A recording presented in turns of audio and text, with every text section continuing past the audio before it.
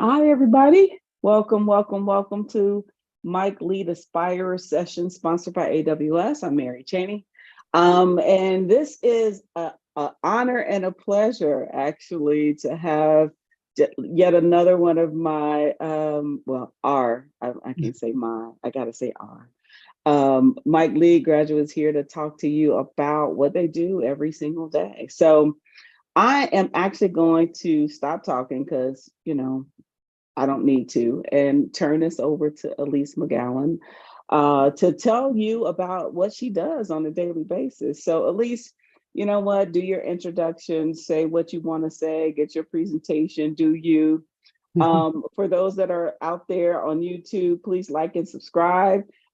Shamelessly plugging the fact that we want to now start to monetize our YouTube channel. We have entirely too many followers out there for us not to just hit the button, right? Like and subscribe and be able to get some passive income so Miss Mary don't have to beg y'all for other money for the nonprofit. So that's the easy way, right? Yes. So I am turning this over to Aleise. It's been my pleasure. It's good to see you, and I'll let you take it from here. All right. So hello, everyone. Good afternoon, and thank you for joining me today. So we're here to discuss my career as a cybersecurity professional in academia. I'm going to spend some time focusing on my own journey from being the director of technology to a tenure track assistant professor. So let's get started. So again, my name is Aleise McGowan, and I currently serve as a tenure track assistant professor in the School of Computing at the University of Southern Mississippi. And so before stepping into the world of academia, I put in 21 years in the industry, most recently as the director of technology. So in today's presentation, I'll share my own career path, which took me from leading technology teams to lecturing in a university setting. And so one key element that we're going to focus on is the unique practical insights that I bring to my students because of my professional experience, because like real world expertise can enrich the academic journey by providing like a holistic understanding of security that's immediately applicable to today's industry. So I hope this session will not just be informative, but also, maybe inspiring to some of you that may be considering a role in academia. So this is just the, let's take a quick look at the agenda. I'll walk you through my early career, explain my role as a director of technology, discuss my academic journey, and finally touch on the tenure process in Mississippi. So let's get started. So I began my career with a strong interest in technology. I worked for about 21 years, starting as a network administrator and ending as a director of technology at a K-12 school district.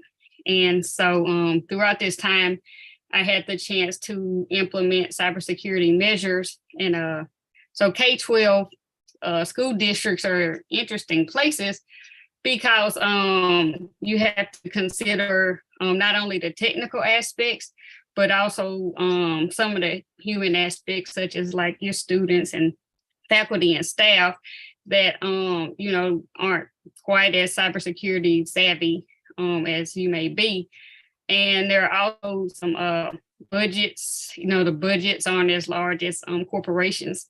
So you kind of end up having to be a jack of all trades.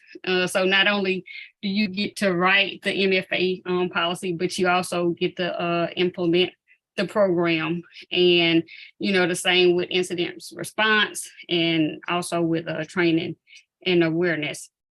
And so my transition to academia was kind of fueled, by my desire to dive deeper into cybersecurity and to share my experiences with the next generation So since I had spent 21 years overseeing various projects and the like network security, data management, and infrastructure planning. And so my responsibilities, my day-to-day responsibilities, were like pretty vast and multidimensional. So we did a little strategic planning and had to do the budget and even implementing security protocols and compliance measures. And so data protection was also one of my big duties, and ensuring that sensitive student information was safeguarded through like encryption, access controls, and regular audits. So, this hands-on experience, now it informs like my academic focus on cybersecurity ethics and also secure data transmission. So as we move forward, we could take a moment. I like to take a moment to focus solely on like the shift I made from industry to academia. It wasn't just a change of job, but it was also kind of like a complete transformation in how I approach cybersecurity. A lot of times I'll joke and say that the move was almost big enough to be considered like I changed careers or whatever. And so one of the primary motivations for my transition was the desire to make a broader impact. So, like while the work I was doing was fulfilling, academia offered me the platform to help shape the minds that will actually shape the future of cybersecurity. And so the challenges, first, the path wasn't without its challenges, moving from a role that emphasized immediate, tangible outcomes to a setting that values theoretical rigor and long-term research was a bit of an adjustment for me. And also for my opportunities realized, the opportunities have been immensely rewarding. Get to engage in meaningful research to help shape cybersecurity, like even curriculum. And the transition also opened up avenues that I hadn't previously considered. So, any of you that are contemplating a similar shift, understand, that the journey might be challenging, but the rewards both personally and professionally can be extraordinary.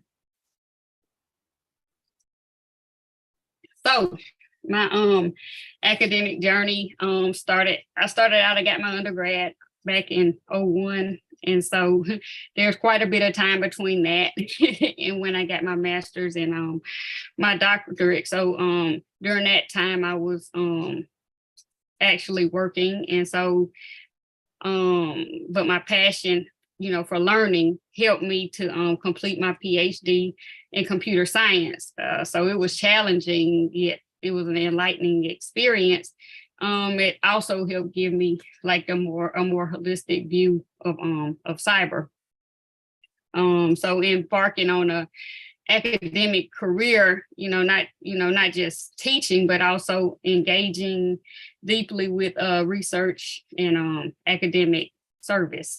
And so I currently teach courses in cybersecurity and computer science and information technology, and specialize in areas such as health, data science, and cyber. So teaching allows me to use my past experience to add practical relevance to theoretical foundations. So you may be wondering like why someone would make the move to join academia. And so one of the key reasons is my ability to bring like practical insights into the classroom. So like, while textbooks and academic papers, they, offer a theoretical foundation, but my 21 years of experience, add a layer of real world context to my lectures. And so it helps. The theoretical knowledge lays the groundwork of understanding like the basics of cybersecurity, which is essential, but being able to add practical examples and case studies into the mix takes the learning experience. It makes it far more comprehensive and also enriching. And my experience also allows me to offer, insights into what the industry expects right now, and not just, what might be relevant 5 or 10 years ago when it was written. And also my industry connections can also offer students the potential for like networking opportunities and internships and jobs. So my research interests are at the intersection of computer science, health, and cybersecurity. So when I was in my PhD, I was actually a research assistant for Health Informatics. And so that kind of came into play. I always had, like, I guess if I wouldn't have done K-12, I probably would have did something in healthcare. And so I always had this pool. So being there, actually being able to tie all that together was also refreshing. So it kind of lies at the intersection of computer science, health, informatics, and cybersecurity. And so even with healthcare, you get data protection and ethical hacking I look at, and so my projects, they span across a wide range of topics. So as we move from like the classroom to the research lab and kind of talk about like academic research, you can kind of like seeing based on the different pictures I have here, there like you can actually, that's one of the benefits.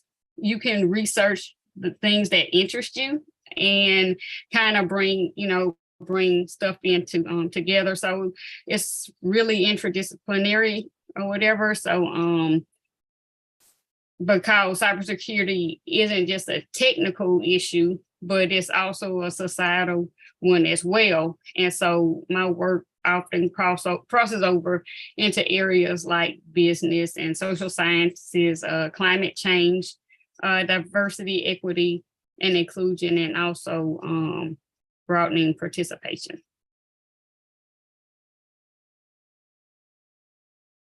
So as an academic in cybersecurity, I can tell you that the role goes far beyond just lecturing.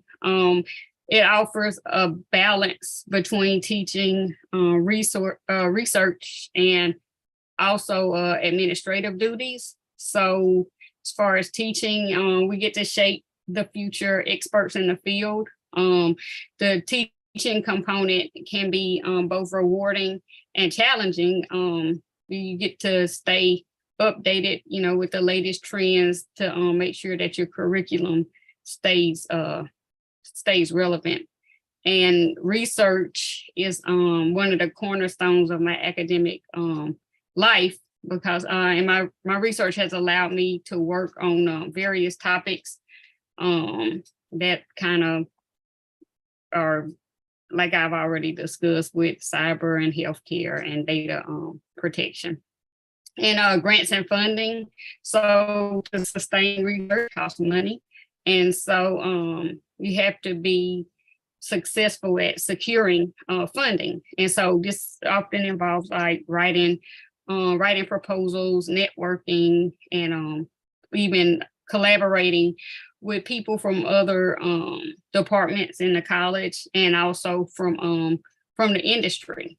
And then service and contributions involves taking up roles within the university or the community, serving on committees, reviewing papers for, doing peer review for journals and even advising the government or different companies as well. And the interdisciplinary opportunities, cybersecurity doesn't, just exist in a vacuum or whatever. So we kind of branch out into other areas as well.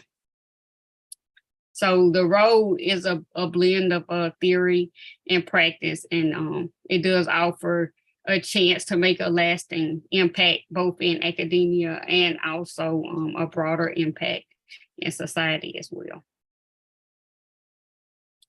So the tenure process. So tenure is a significant milestone in your academic career if you're a tenure track professor. And so it offers long-term job security. I often, kind of say, like, once you get tenure, it's very hard to get fired after that. And so some of the areas that you're evaluated in Mississippi for tenure would be like your research, the university. They review your research output, the quantity and quality of it, and teaching evaluations. They look at your evaluations from your courses, from your students, and also service, and that's your contribution to the university as well as the community as a whole.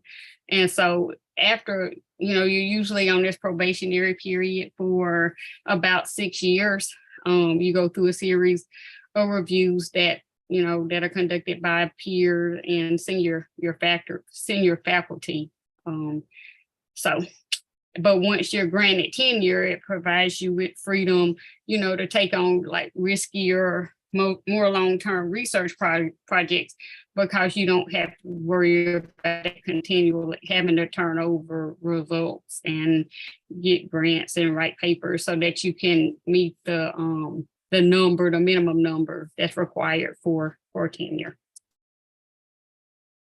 So why consider academia and cybersecurity? Educational impact. You have the opportunity to impact the thought processes and skills of future professionals. This is a huge responsibility with immense reward. Academic freedom, tenure, like I said, offers the freedom to look into research topics that you are, passionate about without, having to constantly worry about job security.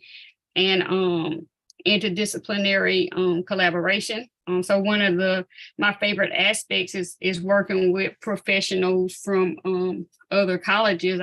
I spend a lot of time now with the College of Nursing, doing a lot of work with them, and also geography, done some things with them as well.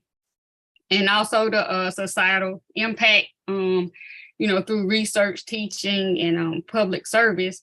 Academics have like multiple avenues to positively impact society. So if you're looking for a role that allows you to mix teaching, research, and make an impact in society, academia and cybersecurity is worth considering. And now we have answers. Well, Miss Mary's coming back on and have questions. So, we can do Q&A. You went through that pretty fast. And so we're gonna slow this down, and you can stop presenting your Q&A and let's talk.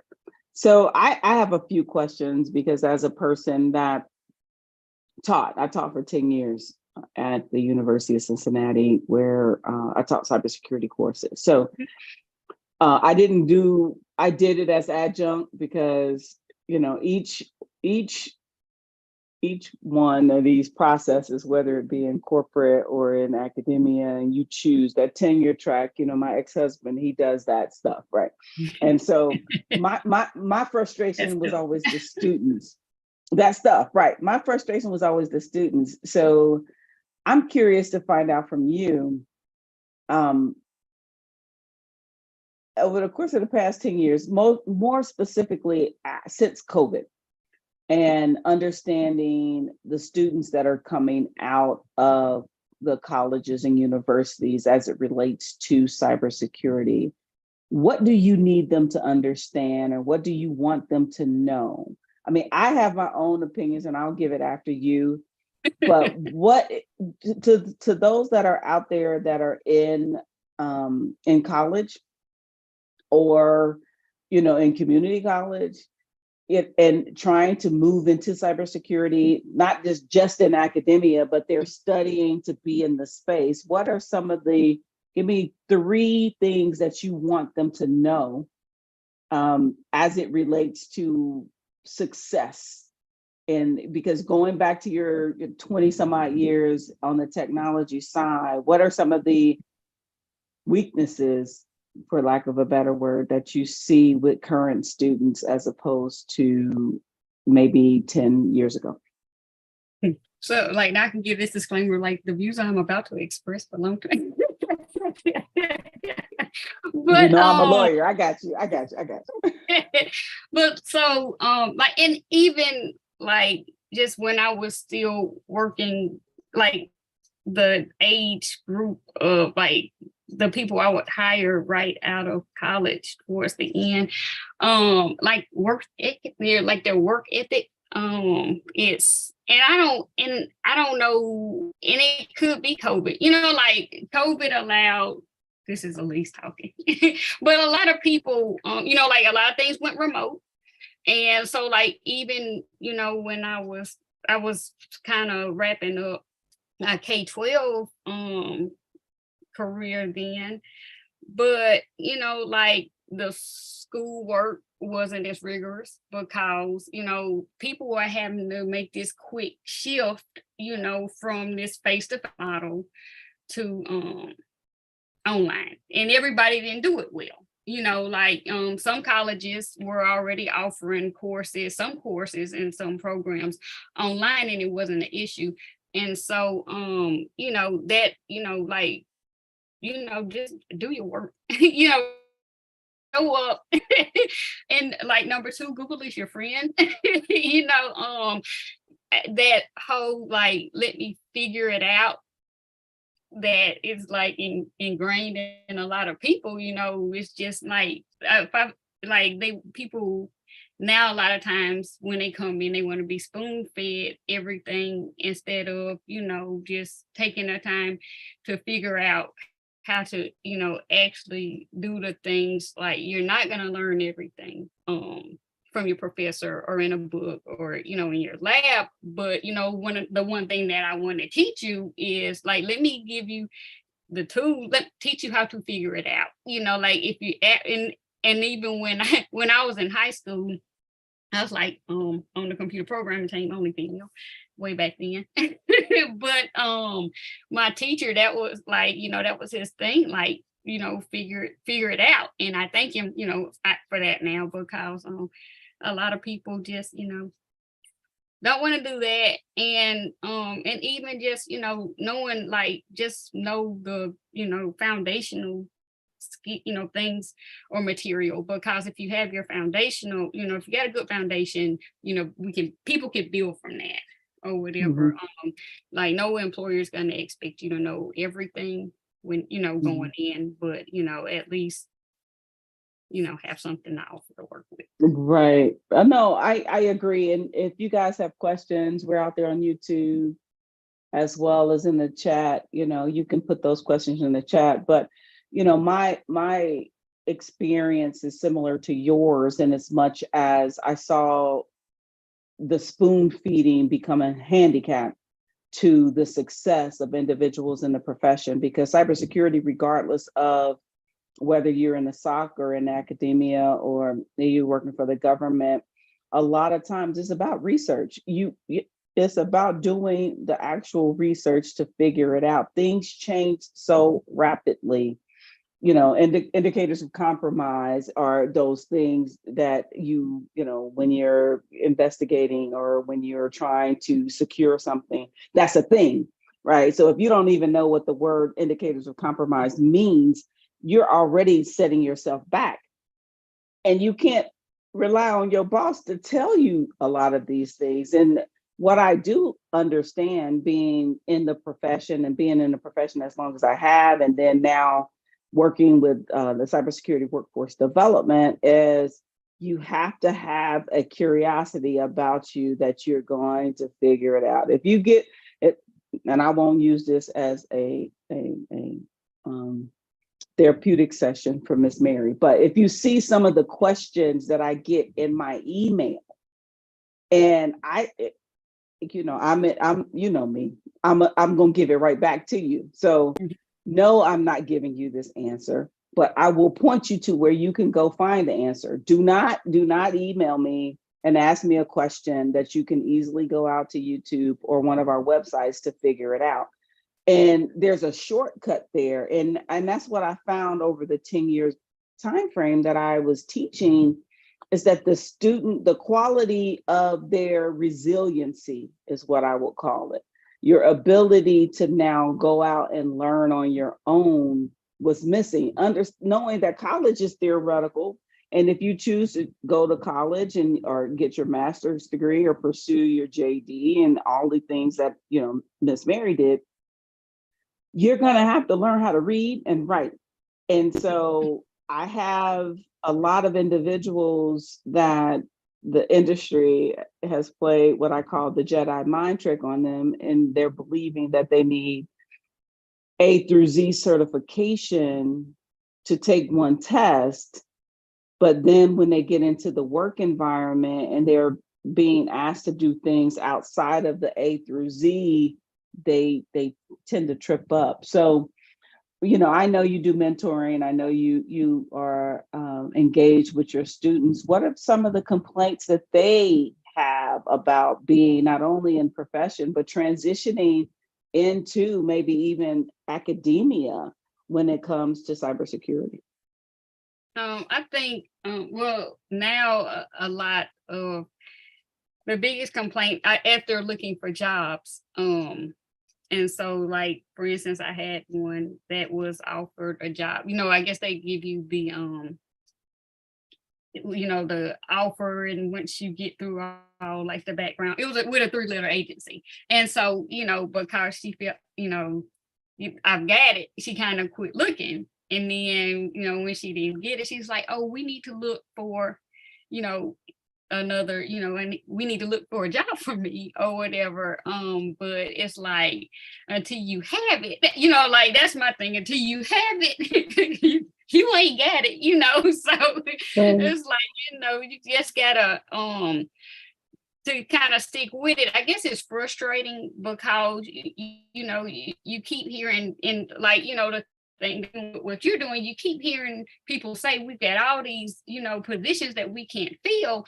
And so when you get all these students leaving with the degree, cyber, and some of them leave the university with like the security plus exam done, certification completed. And I think they're expecting these jobs to just kind of fall in their lap, where they can kind of pick, choose, and refuse which one they actually want. And I think some of the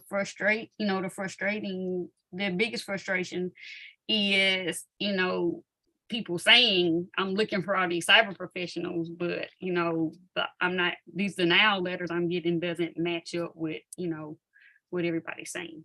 No, you're absolutely right. And, this is not a conversation about what we do in Mike Talent, but that's exactly why, we do what we do over on the for-profit side, which is stop the shell games.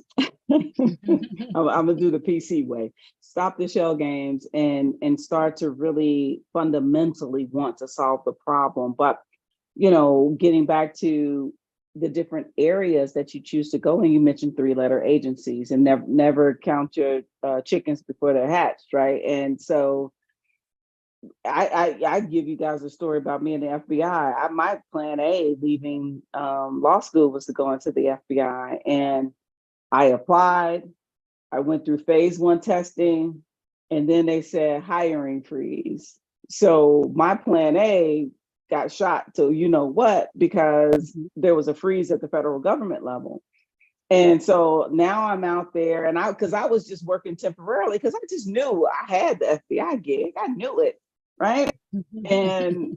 And no, it didn't. And so what ended up happening is I was doing contract work, and then I was like, okay, I really need a job, a full-time job. And I took a full-time job in January, like January the 1st, and then January the 15th, the FBI's hiring freeze automatically lifted. And now it becomes I have a full-time job, but now here comes the FBI, and I chose to pursue, and it still took about 6 months for me to get on with the FBI. So from January to June, I didn't go into the FBI until June. So whenever you are pursuing any opportunities that are with the 3-letter agencies, don't count your chickens until they're hatched, because it could be pulled out and below, but underneath you. So we have a couple questions in the chat. So let me stop talking. Being in academia, I know you had a lot of case studies. What case study did you enjoy working on the most, and why? I enjoyed, well, there are two. And so, and one of them comes from when I was working on my master's degree. And so it was management information system. So you kind of get like the information system thing, but you get like the business side of it. And so we looked at it started out talking about like how Toys R Us didn't make the move to online like everybody else. You know, they wanted to keep the brick and mortar thing. But then we started looking at like the mattress industry, because people started like you could order a mattress online and get it shipped to your house. And it was interesting, had nothing to do with cybersecurity other than it was part of my like IT project management, and so like I can make it fit in my brain and make it work. But the Target breach was one of my favorite case studies to look at, because it kind of talked about even how like your third parties put you at risk. So it was it's a good eye opener, especially when you're looking at managing risk within your organization. So. No, absolutely. And my students rely on the Target breach. And, you know, I tell them, well, previous students, they would write their research papers on the Target breach. But, you know, the more information out there, the more better you're able to assess negligence. And, you know, I'm a lawyer. So my thing was, when you are looking at a breach for any organization, exactly how do you determine whether or not they did everything they could in order to protect the information, the data? And the Target, and I'm not going to give y'all the answer, the Target breach is a good research study. If you are out there looking to get into cybersecurity, there's enough information about how it happened, and there are enough lessons learned out there that it'll be helpful for you to understand exactly what happened there and exactly why, and continue to dig in and do the research. And I'm going to stop there. There's another question. It says, what do you think about the curriculum versus the ever-changing technologies? Things are changing so fast. Can academia keep up? And so that kind of goes back to like, you know, one of the things I was discussing in my presentation, like not having to rely solely on books. Like sometimes I might not even, you know, select a book for my course. University bookstore probably hates me, but but you know, but even with like in the enrichment class, it's more important for them to understand NIST and things like that, and how to actually, do a risk assessment. And so a lot of times I might do like hands-on projects where you actually, pick your industry and actually do it as a group that I put together, because I think it's another big thing that, students always want to pick their buddies to work with, or either you find those that are introverted, they don't want to work with anybody. But I'm just like, when you get to the real world and you work, you're gonna have to work in groups. You're gonna have to learn to deal with different personalities. So we're gonna do that here. So and that's so the biggest thing is I don't rely solely on a textbook. Even if I have a course where, like my principles of cybersecurity course, we use an online platform where they do a lot of labs and hands-on. Like I grade, that's worth 60% of my grade, because you being able to regurgitate something from a pre-made test that your buddies probably shared with you from last semester, doesn't weigh as, and then I know that when you get in an interview, if you can say, well, I use this tool to do this, and that, is more valuable than not, so yeah, I think getting away from the textbook and sticking to that is like more beneficial, and it helps the university actually keep up. So yeah, I didn't have a textbook. I mean, okay, so I taught several courses for the University of Cincinnati. I taught information security and assurance. I taught network security, principles of information security. I got some books back here somewhere that are attached to the course, introductory to information systems or something like that. But the course that I taught predominantly over the course of the last 6-7 years was what's called Topics in Cybersecurity. And it was a course that actually literally took them through my journey from being a network geek to being a privacy professional, to being and how that intersection happened and how it worked. So my class was never, the topics course was never anything that was hands-on. I'm not teaching you anything technical, because I need to teach you how to think. And so for all of those that are in college, don't discount the actual fundamental values that college tries to teach you, which is you need to figure this stuff out yourself. And it was really hard for me to say stuff, but you need to figure this stuff out yourself, right? And you're not going to be, if someone uses some 0-day to exploit some individual vulnerability that exists within your network or within your application, that book is not going to tell you that. However, how to fix it is, foundationally speaking, within your purview, because you're teaching skills. And so getting back to, my frustrations with students of today, my frustration has a lot more to do with they're getting the answer immediately, and they're taking the first answer, the first thing that comes up on Google. I'll give you the perfect example. There was an assignment in my topics course that I gave them the link to the answer, but the answer was at the bottom of the page, not the top of the page. And many students failed that assignment because they didn't scroll down to the bottom of the page to read the whole page. They were just instantly grabbing, and it was a test.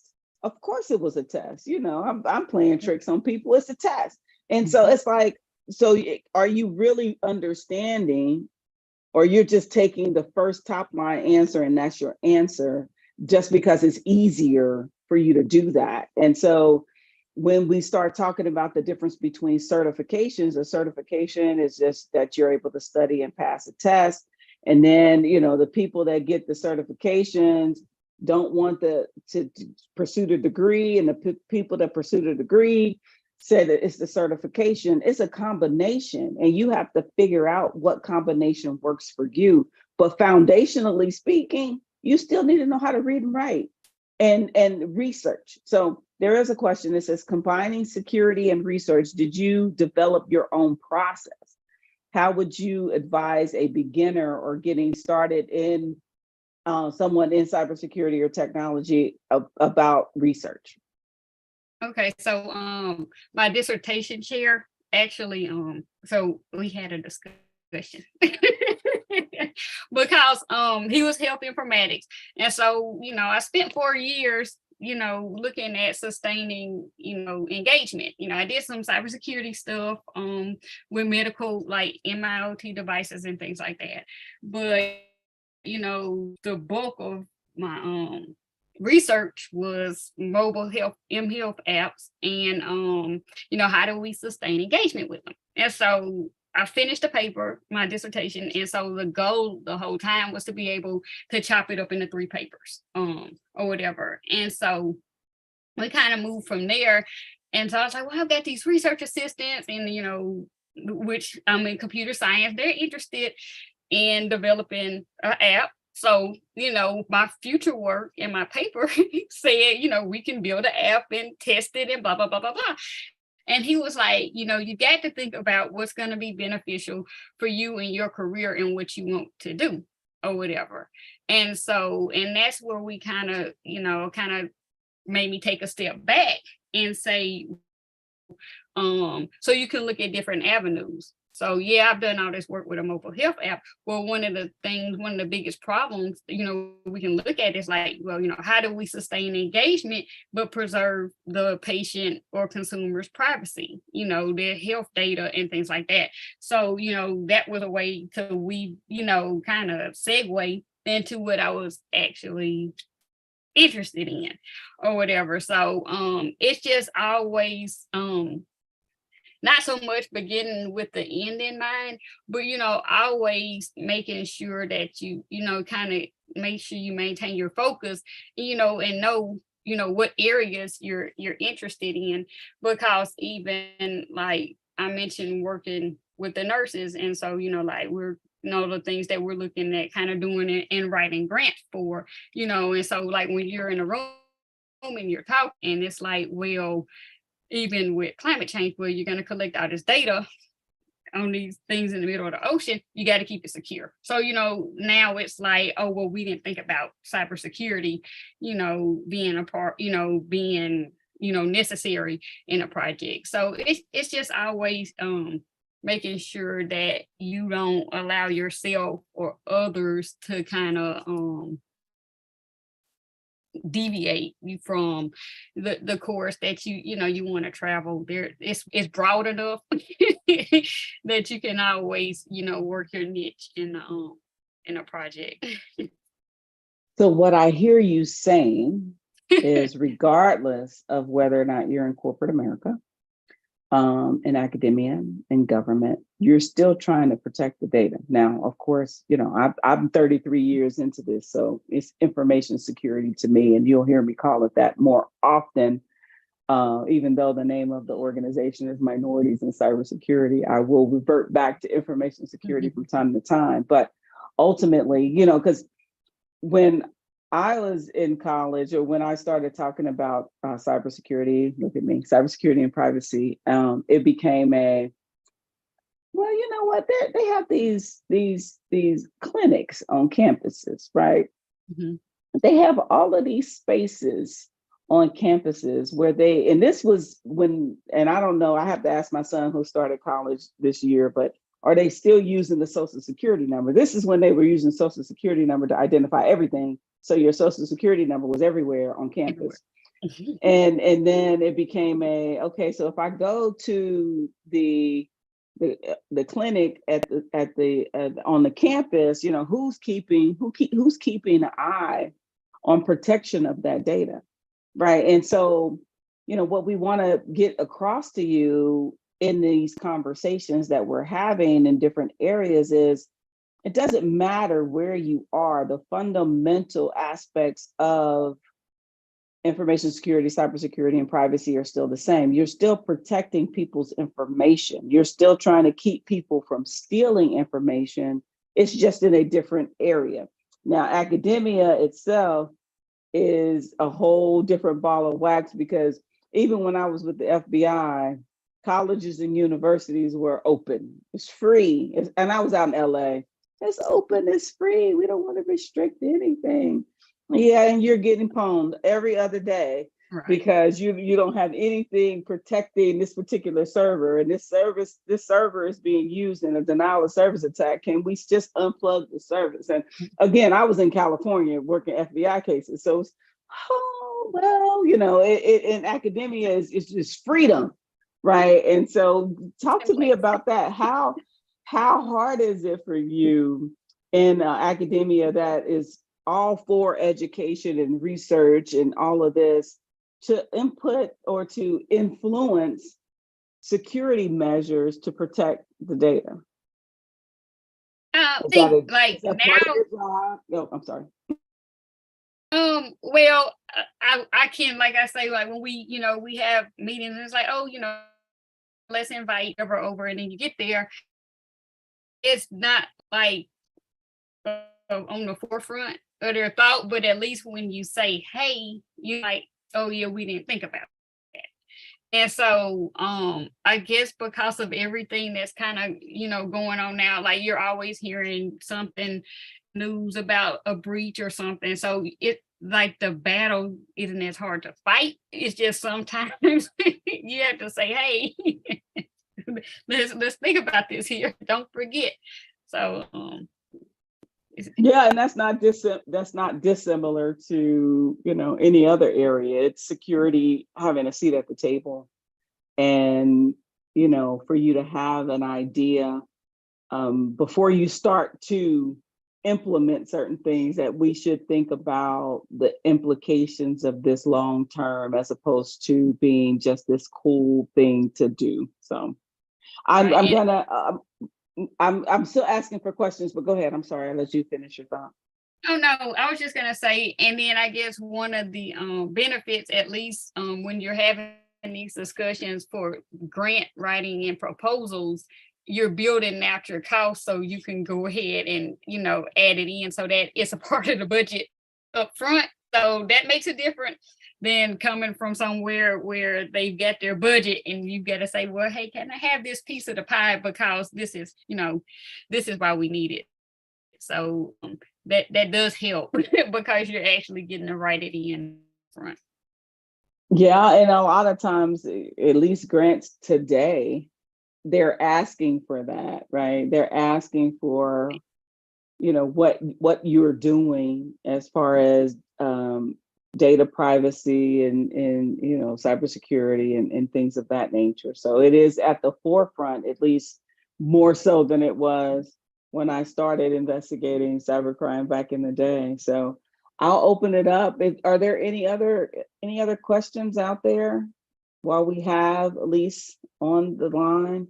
What are some of the recommendations for how people can take security into their meetings, schools, and roles to ensure that security is at the table?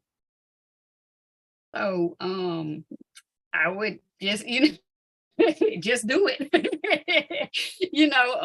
So, and it's interesting, like here in Mississippi in K-12, they actually was a school district that had like a cyber attack when everything got encrypted, and they go through the should we pay, and I think it was like big wake call to like the Mississippi Department of Education and also other K-12 schools. But one of the problems that a lot of them would have is like they would have technology coordinators or directors that were classroom teachers. And it was like, well, you did the lab where you taught Microsoft Word, so we think you could be the technology coordinator. And so you had this going on for years and years and years. And so you had people that really understand, technology, and other than, they didn't understand the cyber and how to design a network and how to lay it out. And so one of the challenges there even was trying to get people, because when I was there, you mentioned the social security numbers that, made me think of like they were in our student information system. And I'm sitting here going like, why do we need social security numbers in there to identify students? Like, they have this unique number, that's MSIS number that's generated by MDE.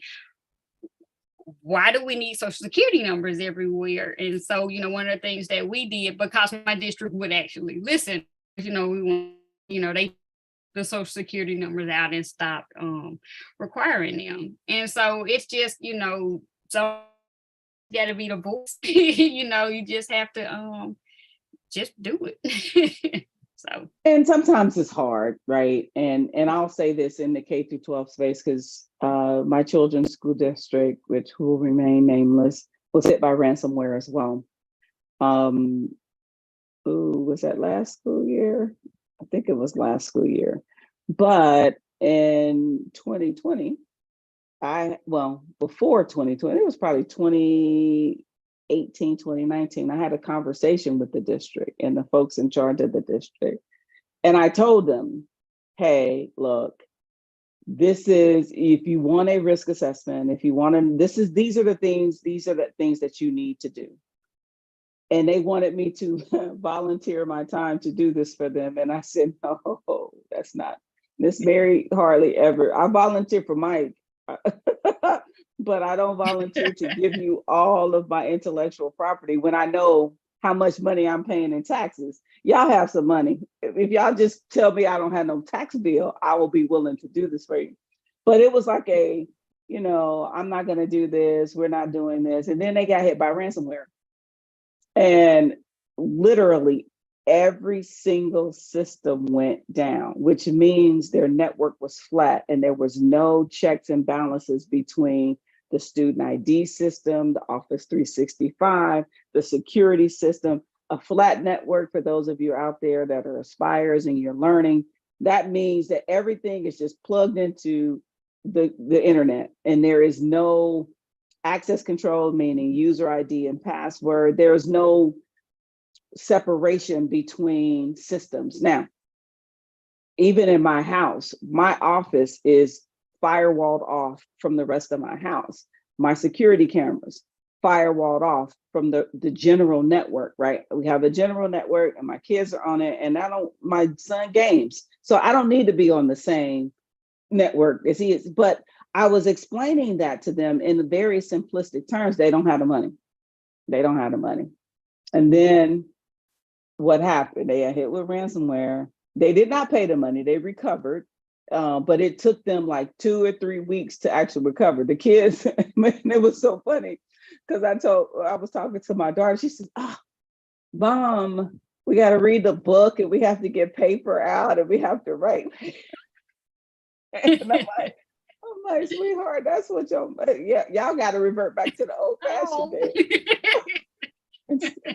They already took handwriting out of the equation. You just print. I said, see, so she was ill prepared for the ransomware attack. But no, and it becomes how do you get people to listen? And this is everywhere. This is not just academia. This is not K through 12. This is even at the corporate level. How does security wedge their foot into the table and bring forth these ideas that others are not thinking about? It just takes resiliency, and it just takes wanting to keep bonking yourself upside the head and keep getting told no in order for you to finally get that yes. So you have a